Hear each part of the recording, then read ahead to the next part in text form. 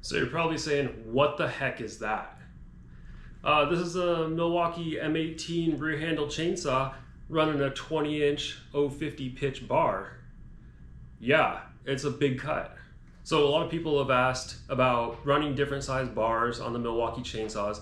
I've done a number of tests of running different bar sizes on Milwaukee and Makita tools, and the link is right up here. Of all those tests, typically the pole saw with longer bars on it, which is a pretty common question that people have wondered, can the pole saw run the larger bar?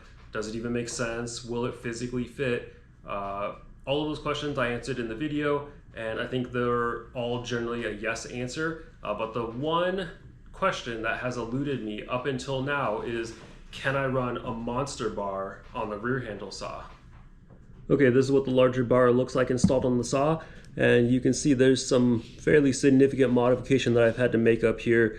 The plastic piece comes down a little bit lower, kind of right in this region, and largely I think it's just to provide clearance for the internal mechanism on the chain brake up here. There's the rotating housing that sits directly behind here, and my suspicion is that this black plate on the inside of the chain and bar needs to provide a little bit of an extra clearance for that lock mechanism. And so I've removed that, and we'll see how that works out long term. But now there is clearance. You can see there's a little bit of flash remnant here where I had used the angle grinder and a file to clean it up. But right now the teeth do clear. I suspect if the chain is loose and you get a little bit of a chain slap, it'll probably gouge out a little bit more. And I've kind of run the saw already, and the teeth made a little bit of a clearance cut kind of right in here. You can see it arcs out a little bit just from running the saw at speed. Now that compared to the stock bar. The stock bar kind of fits right in here somewhere. And you can see in general, the 20-inch bar is a lot bigger than the 16-inch bar as far as where it mounts to the saw. I'm running an Oregon bar and a 50 tooth chain. And there's just enough adjustment on the tensioner here to take up a 50 tooth. I don't think a 52 tooth chain would fit.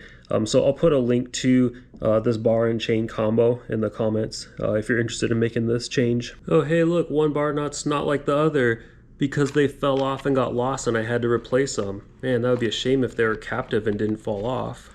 Side by side, it might be a little bit hard to see on YouTube, but the size of the cutting teeth between the 050 on the left and the 043 on the right is pretty substantial. I suspect this isn't going to be a problem running the saw. The motor has tons of torque and it runs at a pretty low chain speed. So I think it's going to work well because we're not running at a high speed, taking a lot of cuts at the same time. But I'll run a test and see how it goes, and you guys will see just as soon as I know.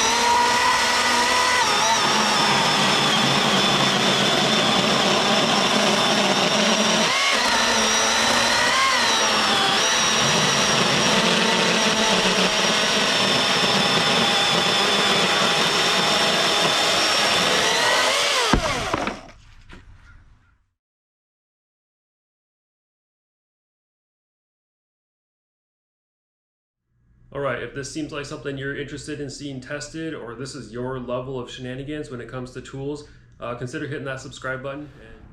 I see a lot of people asking online, how do I know if my chainsaw is sharp? If it's letting off shavings of wood like this, that chain is sharp. If it's leaving sawdust, like if you're using a handsaw, that chain is not sharp and needs to be sharpened